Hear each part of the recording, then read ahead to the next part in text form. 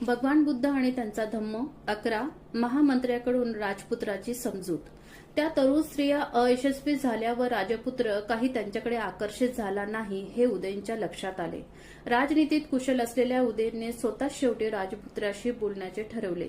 राजपुत्रास एकांतात भेटून उदयन त्याला म्हणाला, तुझा एक अनुरूप मित्र म्हणून ज्या अर्थी राजाने माझी नेमणूक केली आहे त्या अर्थी अंतःकरणपूर्वक मित्रभावनेने तुझ्याशी बोलण्याची माझी इच्छा आहे।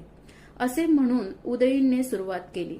जे अहितकारक आहे त्याच्यापासून परावृत्त करणे, जे हितकारक आहे ते करण्यास प्रवृत्त करणे व संकटकाळी सोडून न जाणे ही मित्राची 3 लक्षणे आहेत।